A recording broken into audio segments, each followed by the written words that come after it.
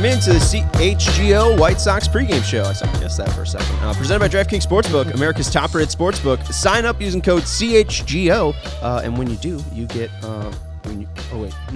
that's not a thing anymore. What am I doing? Welcome in to our studios in the West Loop of Chicago. Remix, that's we all right. We don't have a side slab. We have a guest in pregame. I'm all thrown off. Welcome into our studios here in the West Loop of Chicago. I'm Sean Anderson, your host for now of the CHGO White Sox Pregame Show. You can follow me on Twitter at Sean_W_Anderson. You can follow the show on Twitter at CHGO_White Sox. With me is the normal CHGO White Sox crew. We got Vinnie Duber, our CHGO White Sox beat writer. You can follow him on Twitter at Vinnie Duber, and that is Herb Lawrence. Hello. You can follow him on Twitter at Ecknerwall23. He's our CHGO White Sox community leader, and it's download the app and use promo code CHGO when you sign up. That's America's top-rated sportsbook, DraftKings Sportsbook, and we'll give you some bets later on in the show. We'll talk lineups with our pal KPW, our Canadian correspondent. Not only is he a Toronto fan and lives in Toronto, but he's also a White Sox fan, so it kind of does well for the White Sox show. This is the perfect venue for him, then. Seriously, because it's Sox Jays tonight up in the Great White North. Do they have Do they have the Super Bowl in Canada? They have the Grey Cup, but do they get the Super Bowl? Can they watch? Do they get it? What do you mean they watch it? Everybody gets the Super Bowl. Yeah. Yes. Okay. Everybody gets the Super Bowl. Everybody who has TV. It's a broadcast internationally. Damn. That's super. So we'll talk to Connor about his favorite Super Bowl in the history of the world. Let's get into the White Sox a little bit, though. Vinny, we're going to talk to the guy from Canada about his favorite Super Bowl on a baseball podcast? I didn't know how to get away from this. We're not going to talk to Connor about it. Maybe he has a take. We'll see. How about the World Series of '93, which he wasn't alive for? Is this the White Sox World Series? That's my question, gentlemen. Is it for a 7-15 team that has lost 4 straight? Is this a must-win game? Can you say that in April? But I mean, I don't think you can ever win in April? I don't think you can ever really truly say it's a must win unless it literally is. You win this game when you're going somewhere. You lose this game, you're not going anywhere. But it is an important game for the White Sox to get on track because this has just been a very disappointing run that they've had as of late. And it's started mostly with Tim Anderson leaving this lineup. We were thinking, man, they could just stem the tide, maybe go somewhere close to 500 when Tim Anderson's gone. They'll be fine. It's gone 2-9, I believe, or 2. Yeah, it's not been good at all. So they need a confidence boost, knowing that Tim's not here right now and will need a rehab start too. So they won't have the services of Tim or Yohan for a little bit, and so they need to find out how to win with the current roster that they have and instill some confidence in the rest of the pitching staff and the hitters. There was a moment last year when it became the White Sox have yet to take off, so every game is a must-win game because they finally have to get going. We are kind of approaching that area now. Again, it's not a must-win game like Herb said, but you got to just win games. You have to win a lot of them now because if you were afraid that this year was going to be a repeat of last year they finished 500. Currently, they're 8 games under 500. That is 8 games worse. You would think that the urgency needs to kick in. Again, when it comes to the players and the actual team, I certainly believe that they know all of this and they feel all of this. Heck, we were talking about urgency on the last homestand when they won that game that Lucas Giolito started. We were talking about him saying then, I'm treating these games like must-win games in April. And that's crazy to hear from an athlete. But, hey, they know what's going on. They know where they are at in the standings, and they know that they have played quite poorly to start the season. So forget, is this a must-win game? They have reached the point where they just need to win every day. Jesus, and what a gut punch that is. Do you know what their record is since Lucas Giolito had that start? They've won once. No. They've lost every game since. They won on the 18th, and then they lost. And then they lost 3 straight. So they've lost every single game since that. So I mean, the mentality and the want is there for the White Sox. It just hasn't come to fruition. And again, to avoid being just completely gloom and doom, like Herb, we pointed out yesterday, Friday and Saturday they competed against the Rays. They were right there. You can't get walked off unless you're tied or winning late. So it is a situation where it's not all bad. It's not like they're the A's getting blown out by 10 runs every single day, but things have not looked good. Okay, no. Matthew Cortese said 2-11, so maybe he's predicting that's what the White Sox will be without Tim Anderson. But yeah, they are 2-9. We did get an update though on Tim. Pedro Grifol said that he will be starting his rehab assignment soon, so we should see that. And also giving an update that Yohan Moncada is a little bit behind Tim Anderson. But also we got Lucas Giolito, aforementioned, going to the bereavement list, and new face, old friend Joe Kelly is back. Joe Kelly is back off the injured list, so his tweaked groin from his attempt to join the benches clearing fracas in Pittsburgh has healed up, and he is back in the bullpen. And hey, there's been a lot of focus on this bullpen, rightfully so. I do think they've probably been a little bit better of late than the weekend's Reynaldo Lopez blow-up might indicate in a lot of people's minds. But having Joe Kelly back there is only a good thing for Pedro Grifol as he continues to try to kind of figure out what combination he can rely on. Does Kelly get work today, regardless of, the result? Like, if they're losing or winning, do we see Joe Kelly just because it's been a while and you want to kind of have him shake that rust off? He's theoretically fresh, right? Yeah, he'd be probably the freshest guy the White Sox do have, and you want to get him back out there. I don't know if he was necessarily pitching poorly before he got on the IL, but you want to give him a little confidence. Say, here, go back out there. Maybe we get a bullpen that's more spread out correctly, and then right before Liam comes back, our bullpen can actually perform as they should, actually. Fingers crossed. We got over 40 people watching us right now, so please hit that thumbs up button. We got about 6 people, so it would be nice to hit double digits. Why not? The White Sox haven't hit double digits yet in wins, so maybe if you could get over the White Sox win total right now, that'd be helpful as well. I did like the discussion between Brendan and Corey over on the Cubs related show yesterday, and them talking about how important the Cubs' hot start was, because it kind of shows like, hey, the projections that have the Cubs being a playoff team aren't really false. Like, if they keep up this pace or stay near this pace, they could truly be around an 85-win team. And usually it is possible when those prediction sites come out that you could be 10 wins better or 10 wins worse, and it's really, that's kind of the difference or the error margin for most of those predictions. Right now, Fangraphs is projecting the White Sox to finish at 75-87 with a projected rest of the season record at 68-72. So if they are an above 500 team, they could probably put themselves at a decent, 80-win season, and we know as the division is bad, possibly a playoff spot. But right now they got to turn it around, because 75 wins is getting you absolutely nowhere. 12 games under 500, and that would definitely answer your question yesterday of what if they're bad. 75-87, that's definitely bad. It's just it shocks me to think of the hypothetical, and guys, it is very much a hypothetical right now. There is so much baseball left to play, but to think of the hypothetical, think how angry everybody was last year, the massive disappointment, the most disappointing season that Rick Hahn and most of the front office has ever experienced in their entire careers, and they finished 500. They're 8 games under 500. You just listed a projection in which they are 12 games under 500. That would be way, way, way, way worse, and that would, again, it's shocking to think about that right now, considering where we were when the 2022 or before the 2022 season started in talking about this team. And I said they were going to be fine, Herb, without Tim Anderson. Clearly, they have not been. Check notes. Fine.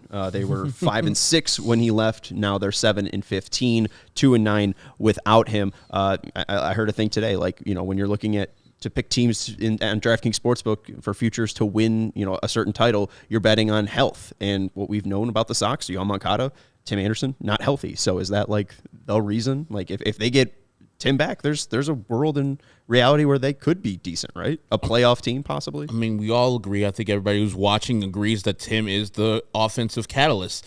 And so, yes, they've been struggling offensively with consistent offense throughout the game. And so, yeah, getting Tim back, that also makes people like Lynn Sosa get into their regular roles. So you're putting up a replacement player or a replacement player in Lynn Sosa up and giving him multiple at-bats. Same thing with Romy and Gonzalez. So you're getting those guys exposed, as we would used to say with Larry Garcia. Now these are the new Larry Garcias. They're getting way too much playing time. It's not their fault. Their ultimate role is to come in and give a guy a blow every once in a while and make sure that they're healthy for the rest of the season. And so their one game of playing or their pinch running is valuable to the team. Now you're seeing these guys play a lot more. Tim and Johan being on the team allows those guys to be in their regular roles, and then Tim and Johan to be in their regular roles, and you can get Jake Berger this extra at bats wherever you can be. He's actually been pretty solid at third base, but yeah, Tim coming back is a big time thing for the White Sox. I don't know if it erases everything they've gone through in the 2-9 stretch, but it actually makes everything a little bit better, because then Elvis goes back to second. While he hasn't done it well with the bat, I think he's a little bit better than Romy or what Lynn Sosa have done for him. So yeah. Well, and two, like when Yohan Moncada comes back, like again, that's going to put Moncada in the lineup, and Romy, who struggled, seemingly would be off the roster, right? Because then when Tim comes back, Lenine would probably go back to AAA, and that way you've Jake Berger, who's been a plus with the bat, like above major league average, like that is now your bench bat, where Romy seemed to struggle in a lot of positions, at the major league level with the bat. So it just improved the team all around. Hopefully they can get healthy soon. And with wins now, like the Cubs have and other teams have secured themselves in April, you don't have to pressure yourself for those wins later on in the year, where it's like we need to go 22-5 to make the playoffs. Those wins are already in the bag for the Cubs, already in the bag for the Minnesota Twins, and etc.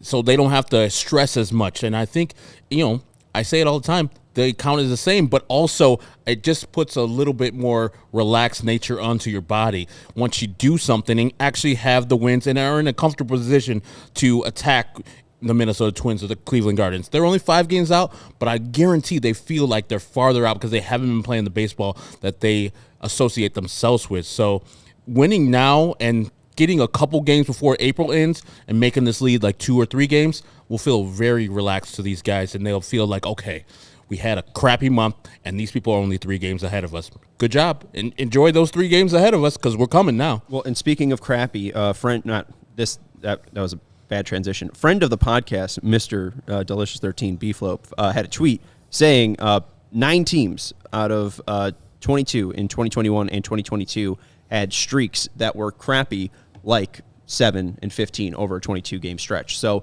it is possible. These are the 2022 playoff teams, you're saying? Yes. So out of the 2020, out of the 22 teams that made it into the 2021 and 2022 playoffs, 9 of those had stretches of 7 and 15. Okay. So it's been done. It's not like it's baseball. I mean, just magnified sometimes at the beginning of the year. Exactly.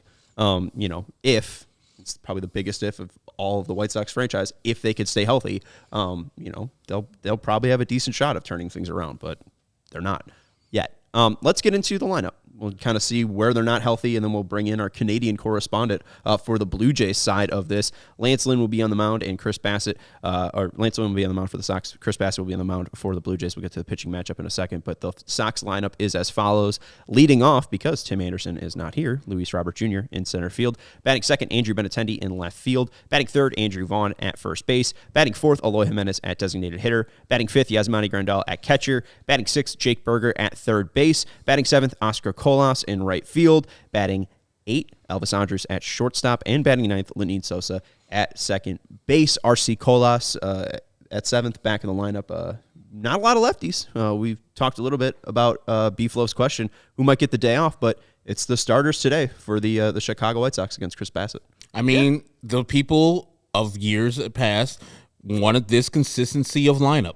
Not a lot of people in and out of the lineup every day. You're getting it. Unfortunately, it's not performing, but if you were complaining a couple years ago about, man, Tony's got blah, blah, blah, his lineups are inconsistent, it's 162 different lineups every day, you are getting the same lineup of his available players every day from Pedro Grifol for the most part.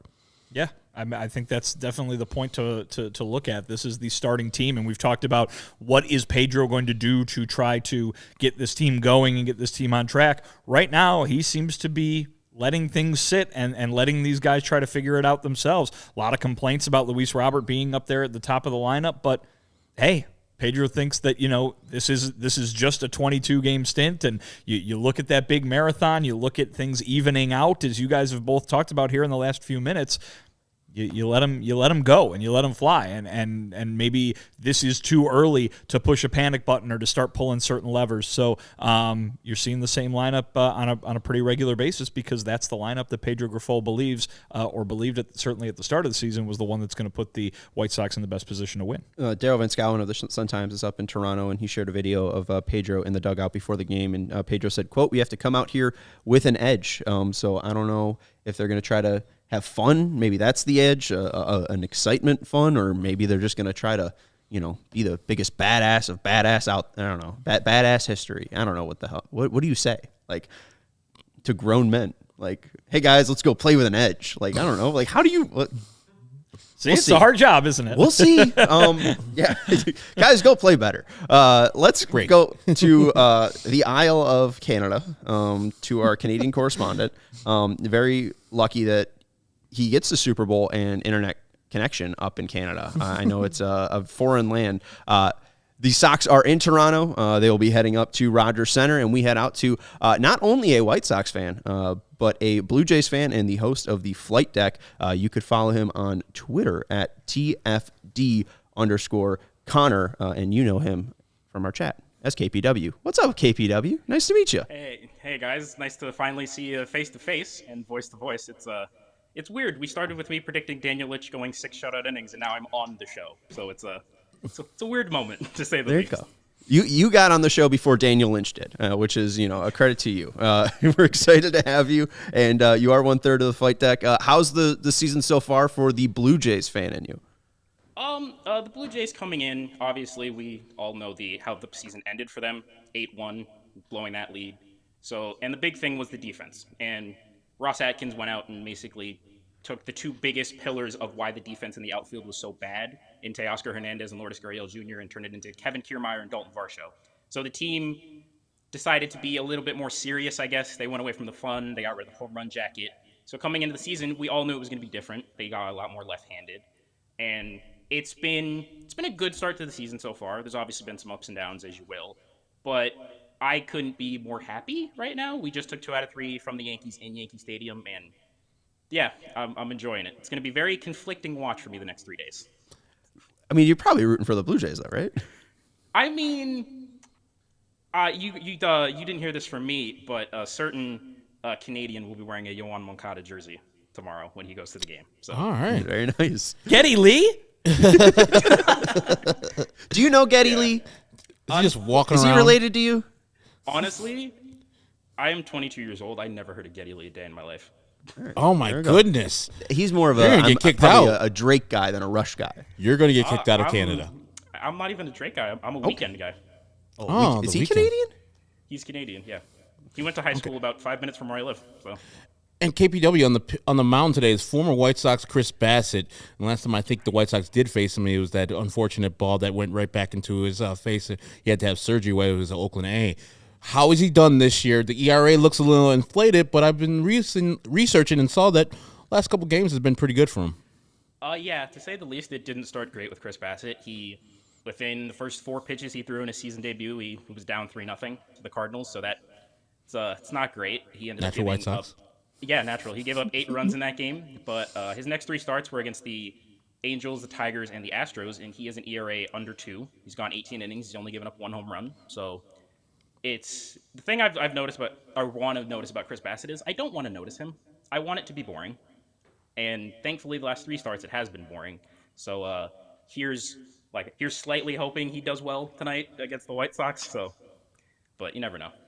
Yeah, it's very funny to hear him say, like, oh, the Blue Jays trying to get more boring, and we're like, oh, we want the White Sox to be more fun. Yeah, he wants Chris Bassitt to be boring, but we probably want Lance Lynn to be out there swearing and having a blast, right? I'll tell you what, it's just I think it all depends on what the result is, right? The White Sox fans, they remember back to when the results were good and all the fun that team was having. Maybe the Blue Jays fans want to see a little bit more serious team to jack that win total up a little bit more. And hey, it doesn't matter, right? Because at the end of the day, the only thing that people care about is whether that win total is higher than it was the year before. Absolutely. Yes. And hey, I just realized too, I don't know what you make of this, but Charlie Montoyo, former Blue Jays manager, is now the Sox bench coach. We haven't heard much about the bench coaches. I mean, outside of really Ethan Katz from Pedro Grifol. But what do you make of Charlie Montoyo now being on the south side? Well, with Charlie was kind of the big thing of was a big part of the fun. He was a big players first kind of guy, and you could see that he was always very sheltering of them because when he did get brought in, it was that team. He was almost the Rick Renteria, if you will. He was brought in to just let the young players develop, like Vlad, like Bo Bichette, like Kevin Biggio, let them develop. And he was a lot more fun. He was famously known for playing bongos, drums in the dugout. But his managerial style, to say the least, did leave a little to be desired sometimes, and they were kind of looking for a reason. I think they were looking for a reason to get rid of him mid-season, and they did that last year after the 4-game sweep out in Seattle against the Mariners. So we brought in John Schneider, his bench coach, who was a lot more serious. He took away the famed home run jacket, so that's not the best part. But John Schneider's been good, and Charlie, I can't escape Charlie because Charlie, no matter where he goes, I have to stick with him. So. But yeah, he's more better suited to be a bench coach because he's a lot more relaxed with the players, and he needs someone to be a little bit more serious with them. Granted, Pedro Grifol might not be the most serious guy, but yeah, Charlie in the bench coach role is the best spot for him. Yeah, and hopefully he brings his bongos. We're trying to look for home run celebrations. I'd be on board for bongos. Absolutely. I feel Jimmy Buffett of him to bring bongos. And KPW, who on the Blue Jays Lance Lynn has to watch out for? I know they have a lot of guys, but you want to do the lineup real quick? So then we could go through the lineup. First off, let's see the Blue Jays lineup just so we can see 1 through 9. Leading off, Bo Bichette at shortstop. Batting second, Vlad Guerrero Jr. At designated hitter. Batting third, Dalton Varsho out in left field. Batting fourth, Matt Chapman at third base. Batting fifth, Alejandro Kirk at catcher. Batting sixth, Brandon Belt at first base. Batting seventh, Whit Merrifield at second base. Batting eighth, your guy, KPW, Kevin Biggio out in right field. And batting ninth, Kevin Kiermaier in center field. All right, Herb, ask your great question. I see 1 through 5 is tough. 6 through 9, we get to relax a little bit. But who in that lineup right now is stinging the ball really hard, and who should Lance Lynn avoid at all costs? I mean, it's definitely got to be Matt Chapman. It's contract year for him. He came in wanting to he got rid of his leg kick. He went to more of a quieted toe tap, and he's been hitting the ball to all fields now with a lot more power. He was a lot more prone to striking out last year, and so now he's doing that well. And also, you just got to think about obviously the elephant in the room, Vladimir Guerrero Jr. I know you guys are gonna love seeing him for 3 days. He just came off of one of the biggest series for him personally in New York, doubling down on his comment saying he'd never play for the Yankees ever, a la Ken Griffey Jr. And he went out there, hit 2 home runs, quieted the crowd. And yeah, so he's on a bit of a heater. I could just say literally the whole 1 through 5, like you said. But yeah, Lance Lynn's not going to have fun tonight, to say the least. And that's without George Springer in the lineup even. And even though George's stats don't look great this year, he's been tearing the cover off the ball and getting a lot of unlucky lineouts. So, like you said, Herb, 6 through 9, unless it's Kevin Biggio, will be fine. will be a bit of an easier time to go through. But yeah, it's not going to be a fun time for Lance Lynn, regardless of who he faces. Let's go to our click to pick. You got it. Yeah, I got it. Someone always said for this being your thing that you came up with, you can never correctly pronounce it. It's been a year. What'd you say? It's not your day. It's not. No, and most days aren't. Let's go to our click to picks though. KBW, you kind of have the full board here because you get to pick a Blue Jay as you are wearing a Blue Jays uniform. So looking at the Blue Jays 1 through 9, who's going to have the best day for the blue and white? I mean, my heart says Kevin Biggio, but because he's it's weird. I've been to a lot of games last year. He hit a home run in every game before the one I went to, and I'm going tomorrow. So the law of averages says he hits one tonight. But on a serious note, I'm probably gonna go. I'm probably gonna go with someone I didn't even mention, Dalton Varsho. Dalton Varsho last year in Arizona, he mashed cutter specifically, and so Lance Lynn's gonna have to watch out with that. And the Rogers Center, it plays a little bit smaller now with the renovations. Granted, the walls are a little bit higher in certain areas, but I think Dalton Varsho is going to have himself a big day if he gets on that cutter of Lance Lynn. And his worst pitch so far this year has been his cutter. So that's interesting analysis there, KPW. I think we'll go over to DraftKings Sportsbook and check that out. While Sean and Herb are betting, KPW, yes, I've got one for you. My parents are going to Toronto on vacation in August. Do you have a restaurant recommendation for them? Oh boy. I'm terrible with this. I'm not a giant foodie. But there's a lot of Toronto is one of the most multicultural, diverse cities in the world. So, I mean, it's all to your parents' preference. Like, what is that you consider their favorite type of food? Like, it's They like everything. okay. Well, there's some good Caribbean spots if they like that type of like spicier foods. Okay. Obviously, we have our Chinatown. It's it's literally anything that they could crave on that day. Go right at it. There's at least 5 to 10 restaurants within a large portion of the city that'll do it for you. No bad choices. No bad choices. Is poutine overrated or underrated? Can I say perfectly rated? I know that's a cop out, but like That's fair. It's Oh, and Sean, to answer your earlier question, it was Super Bowl 52 is my favorite. See, he did have Which one is that? That is the Eagles winning over the Patriots. Because believe it or not, I am an Eagles fan. Fly, Eagles, fly. Yes, thanks to Donovan McNabb.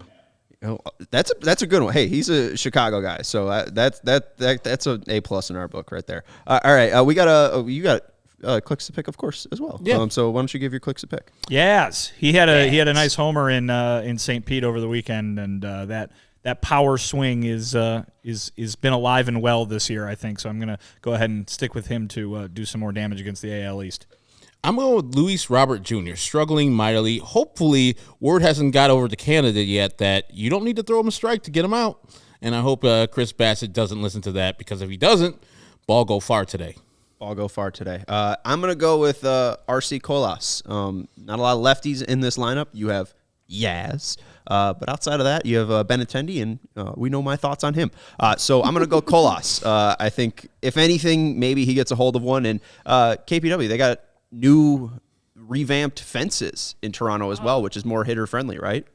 Yeah, it's I have to pull these up to be specific because I don't even remember them really. So the big changes were to the gaps. Right center field was 375. Now it's 359. Whew. This Christ. is you have already done the conversion to feet. You're not reading meters, correct? Yes, this is feet. This is Yeah, all feet. okay. Right. Yes. We like the Not dumb meters. imperial system here. Yeah, left center field, not as drastic. It was 375 as well. Now it's 368. But they did change. They did raise the walls some certain places. Most notably, they dropped center field wall from 10.5 feet to I believe 8 feet now. So it's a lot easier to get that out there. But you still have to hit the ball far. If somebody likes the power alleys, which don't know why Pedro Grifol didn't play Gavin Sheets, just me, it's a lefty, but yeah, if you can get the ball in the jet stream going into the gaps, you should have a pretty good day. Last thing I got for you, KPW. Sum 41 or Nickelback? Some 41's Canadian. Come on now. I did not know that. I would have guessed they would be like California. Come on. I unironically really like Nickelback. So Okay. And he's never heard of Geddy Lee, so you can take this answer with a grain of salt. Yeah. oh man, I mean, You seriously. should listen. No, KPW. Gonna kick you out for not Before knowing Rush. this game starts, you should go listen to Tom Sawyer and Rockstar back to back and just to figure out which one's a cooler song. Oh, I've heard Tom Sawyer. Yeah, of course. I mean, And you've heard of Rush. That's Rush. That's Geddy Lee. Oh, Geddy Lee is the lead singer and bass player for Rush. I'm 22. I'm young. The year I was born, the Arizona Diamondbacks won the World Series. So like that's how. Ooh, good World Series. yeah. That might be my favorite World Series from when I was a kid. Loved it. Loved that World Series. Young Hung Kim giving up a lot of home runs. Yeah. I like KPW. I'm also young, so that was a little bit. 2003 was the first World Series I remember. The Marlins over the Yanks. Yeah. Josh Beckett dealing. Yeah. Anyways, KPW, you got a final score for us? Toronto winning or is Chicago winning? Today I'll say it'll be 6-3 Blue Jays. Okay. 6-3 Blue Jays. You got a score prediction? I will say Sox win 4-3. I'm going Lance getting rocked 8-3 loss. Jeez. I will also say loss, but I'll go hilarity, and I think it's a bullpen collapse. So let's say 5-3 Jays win. But make sure you follow Connor on Twitter at TFD_Connor, and you could also follow the Flight Deck on Twitter at the Flight Deck _ as well. That's the podcast that he hosts for all of his Blue Jay pals up in Toronto. We appreciate you joining us, KPW. This has been an absolute blast to learn about you and your Jays. Oh. Yeah, seriously, guys, the pleasure's all mine. Like, it's been an honor. Like, trust me. Sean jokingly last year said to me that, hey, if you knew you had a podcast, you could have had you on earlier with the Sox when the Sox played. And I'm like, yeah, Han better get on that if they ever meet in the playoffs. But granted, they didn't. So here we are now. But yeah, guys, it was a great honor to be on here.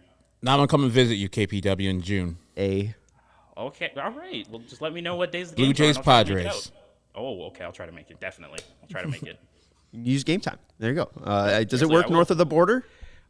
Game Time, I do know works here. I don't know if your code specifically works up here, but Oh, okay. we'll try. Trust me, Hopefully Herb can. I'll Herb do can it hook you here, up. and then I'll go up there. Appreciate it, Connor, though. Again, make sure you follow him on Twitter at @TFD_Connor. Appreciate it and have fun tomorrow wearing your Yohan Moncada jersey. That's going to do it, though. It's in the background. You see it? Yeah, I did see it on a nice little hanger right there. Southside jersey. along with the Kevin Biggio giant picture that I got for Christmas. So. Your third baseman. I thought you drew that. Oh no, I'm terrible at drawing. Like, You should draw one of Yohan Moncada and put them side to side and see oh, the that's difference. the plan. Oh, good. No, you should draw the Moncada one. Don't buy a nice one. Boy. I'll think about it. I'll definitely get on that.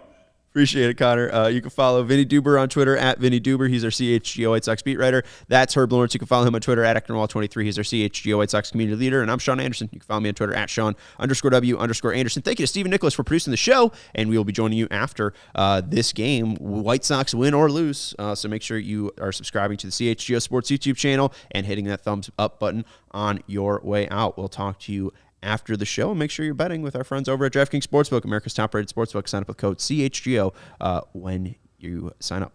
Peace.